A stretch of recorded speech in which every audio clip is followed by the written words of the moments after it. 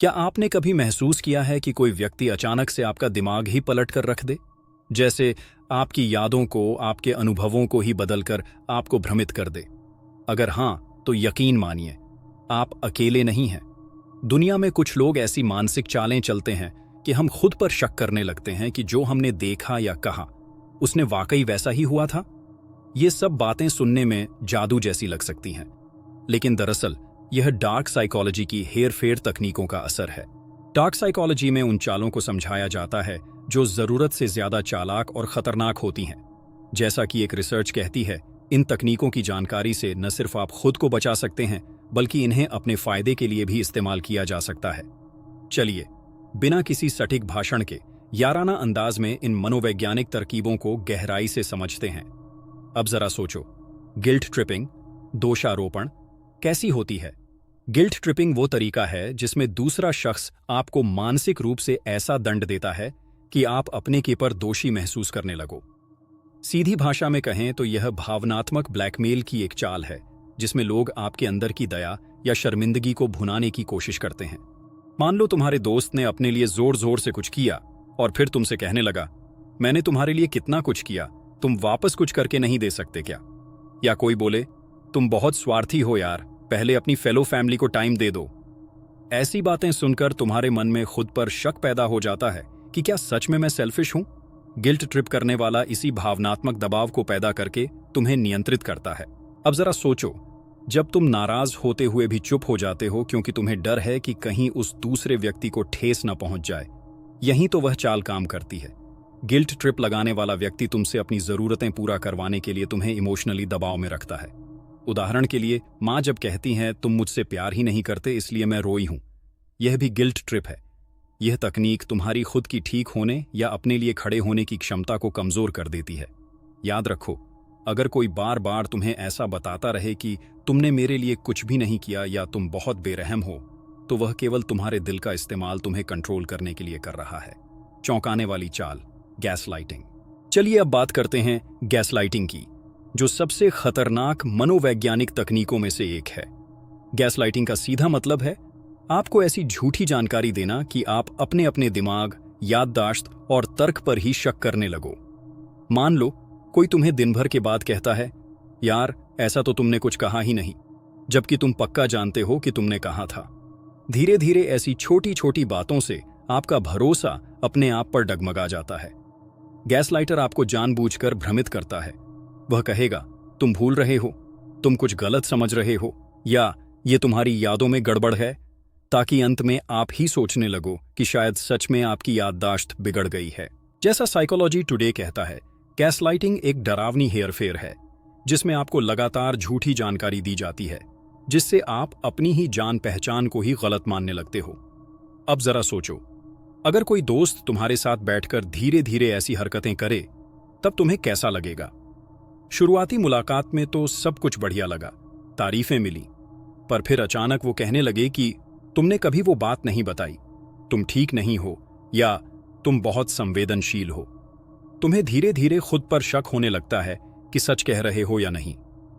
Gaslighter की ये चाल इतनी असरदार होती है कि कई लोग समय के साथ अपना आत्मविश्वास खो बैठते हैं। ध्यान रखो, अगर तुम्हें बार बार ये एहसास हो कि तुम्हारी बातों को ही गलत बता दिया जा रहा है, या तुम्हें अपने फैसलों पर यकीन नहीं रह गया है, तो यह गैसलाइटिंग हो सकती है।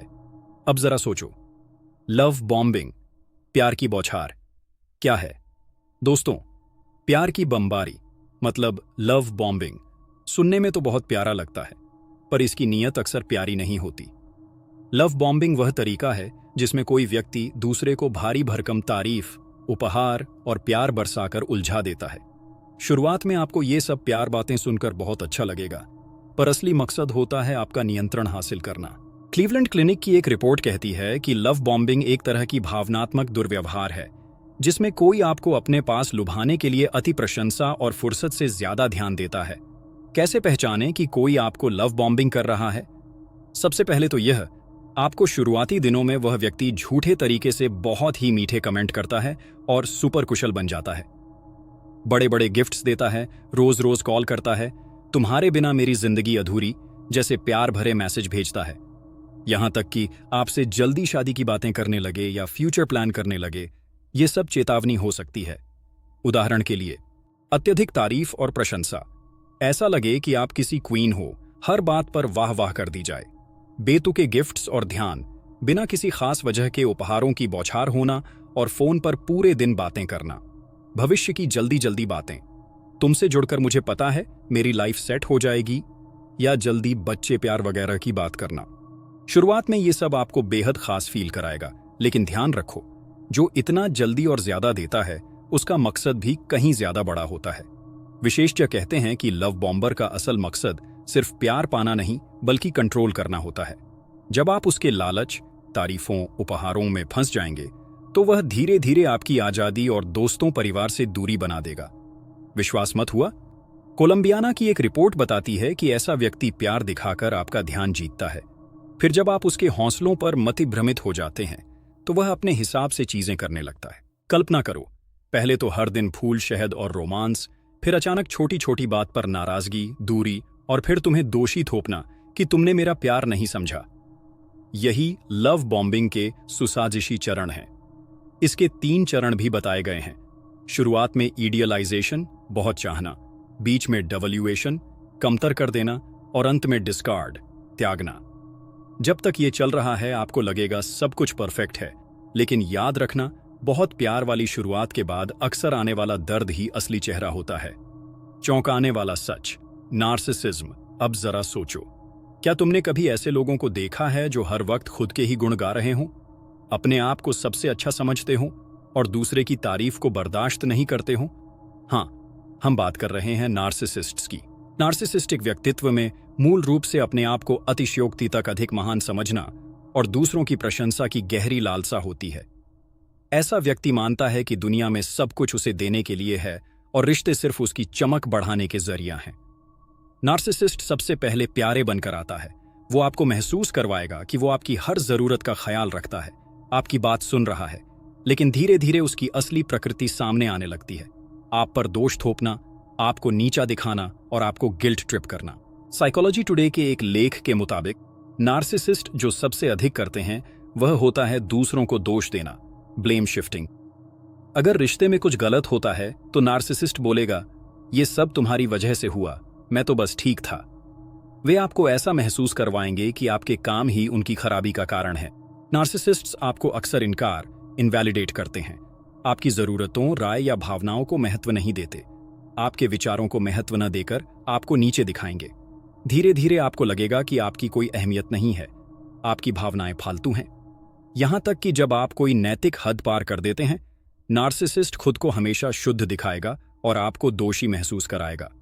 मार्क जास्लाव जैसे विशेषज्ञ कहते हैं कि नार्सिसिस्ट को सच्ची गिल्ट, खेद महसूस नहीं होता, लेकिन वह जानता है कि दूसरे लोग गिल्ट महसूस करते हैं और वह इसका फायदा उठाता है।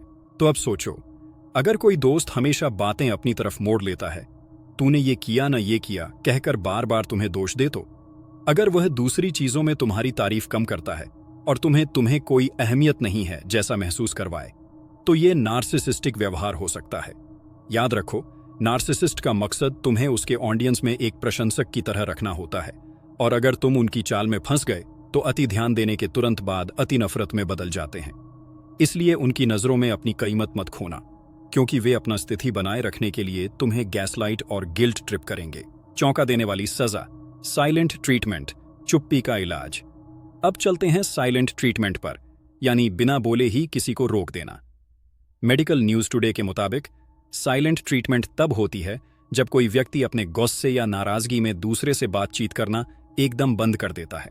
बाहर से ये तो बस चुप रहना है, लेकिन असल में ये एक क्रूर तरीका है दूसरों पर दबाव बनाने का। जैसे पब्लिकली कोई कहे, अब तुम मुझसे बात मत करना, जब मन करे तब आना, और घर में पूरे दिन चुप्पी साध ले। समझ लो, ये साइलेंट ट्रीटमेंट है। अगर साइलेंट ट्रीटमेंट करने वाला जानबूझकर इसे तुम्हें कंट्रोल करने के लिए कर रहा है, तो ये इमोशनल अब्यूज, भावनात्मक दुर्व्यवहार कहलाता है। उदाहरण के लिए, लड़ाई के बाद तुमसे दूरी बना लेना, फोन रिप्लाई न करना या कामचोरी की सजा की तरह प्रेम न देना, ये सब इसी श्रेणी में आते हैं। कुछ लोग इसे सिर्फ पनिशमेंट भी मानते हैं, जैसे अगर तुम मेरी बात नहीं माने तो मैं तुम्हारे साथ बात नहीं करूंगा, और इससे सामने वाला बहुत उलझन और अकेलेपन महसूस करता है।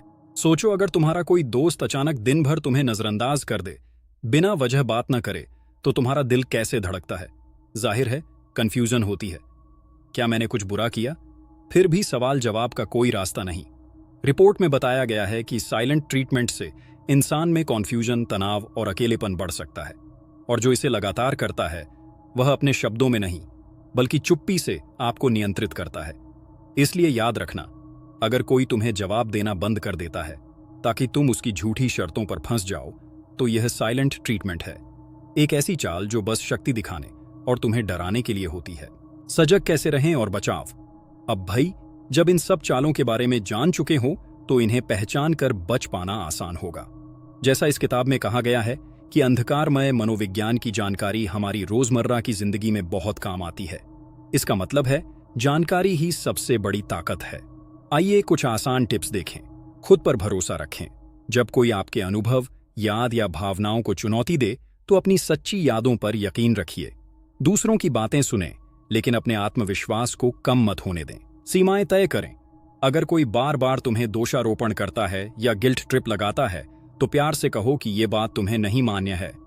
यूं बिना किसी डर के ये मुझे अच्छा नहीं लगा कहने से मत डरना। संवाद करें। साइलेंट ट्रीटमेंट वालों के साथ कोशिश करें कि आप बातचीत शुरू करें। अगर वे बात करने के मूड में नहीं हैं तो शांत बैठकर थोड़ा समय लें और बाद में समझदारी से बात करना शुरू करें। विचार विमर्श करें। अगर आपको लगे कि कोई गैसलाइट कर रहा है तो दूसरे भरोसेमंद मित्र या परिवार से अपनी बात शेयर करें। कभी कभी बाहरी दृष्टि में सब साफ दिखता है। पेशेवर मदद लें। अगर कभी दिल बहुत भारी लगे या गहरी उलझन हो तो दोस्त, परिवार के अलावा काउंसलर या थेरेपिस्ट की मदद लेने से न हिचकिचाएं। बात साझा करना ही राहत देता है। इन टिप्स के साथ साथ अपनी आत्म देखभाल भी जरूरी है। म्यूजिक सुनें, खेलें, अपने अच्छे दोस्तों से बातें करें। इससे आपका मन मजबूत रहता है और ऐसी हेर फेरों का असर कम होता है। ध्यान रखो, सच में प्यार करने वाले दोस्त या रिश्ते वाले कभी डराकर, चुप करके या दोषी करके आपको नीचे नहीं गिराते, बल्कि आपकी इज्जत करते हैं। दोस्तों, हमने आज इन गहरी मनोवैज्ञानिक चालों की पूरी दास्तान सुनी। कैसे कोई दूसरे के दिमाग से खेलकर उसे भ्रमित करता है और नियंत्रित करता है।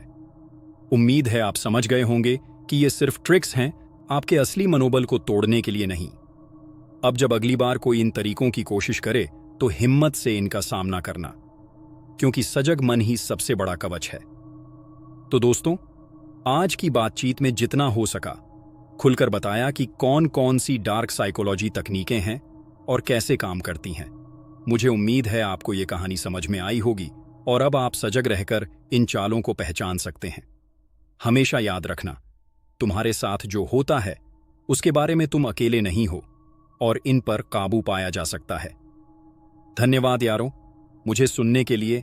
हमेशा सतर्क रहो और अपनी खुशियों की रक्षा करने के लिए तैयार रहो।